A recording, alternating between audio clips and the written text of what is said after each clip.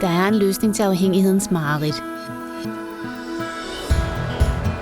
Narconon-programmet til rehabilitering af stofmisbrugere. I næsten 50 år har Narconon hjulpet folk, der var fanget af stof- og alkoholmisbrug.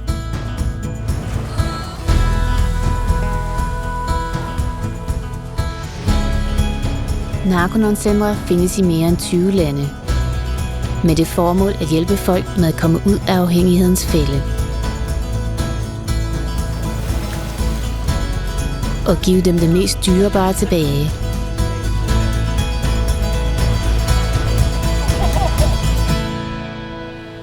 Deres eget liv.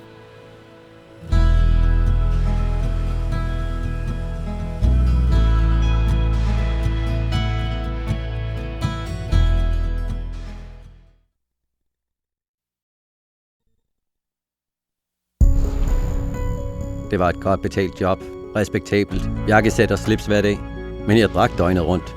Jeg vågnede, drak 8-9 vodkaer, drak på vej til arbejde, drak på arbejde. Jeg ville aldrig indrømme, at jeg havde et alkoholproblem, eller et pilleproblem, eller noget problem. Jeg besluttede mig for sidste gang at holde op, og så begyndte jeg Narconon-programmet. Jeg overvandt min afhængighed og kunne leve livet.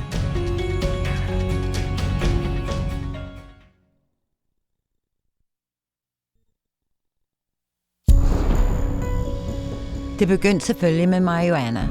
Det blev hurtigt værre efter et par måneder. Det blev til kokain og direkte til piller. Det gjorde det nemt at være ligeglad. Jeg glemte, hvordan man lever livet. Jeg glemte, hvordan man nyder det. Jeg blev optaget af noget kunstigt. Så kom jeg til Narconon. Jeg har været stoffri i 9 år, og jeg ville ikke bytte det væk for noget.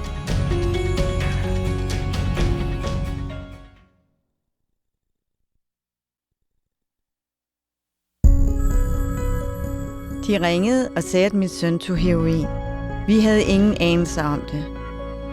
Hele min verden brød sammen. Det ødelagde vores familie. Der var ingen tryghed i tilværelsen. Han var bare ikke den samme mere.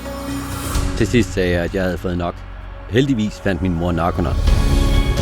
Narconon gav mig kontrol over mit liv.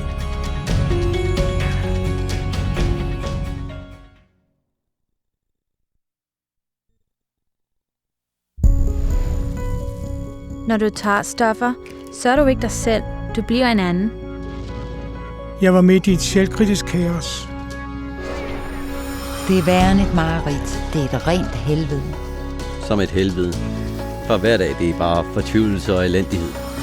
Og derfor valgte jeg at tage til Narconon. Jeg troede ikke, jeg kunne få mit liv tilbage. Jeg troede ikke, jeg kunne få mig selv tilbage. Og det er det, Narconon gjorde for mig.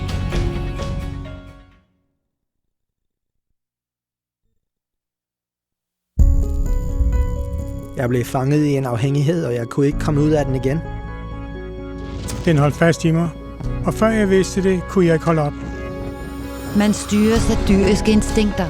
Det er frygteligt. Det bliver ikke bedre, og det er der hele tiden. Jeg havde brug for et program, der ville redde mit liv, og jeg fandt Narconon. Narconon giver mig mit liv tilbage, 100%.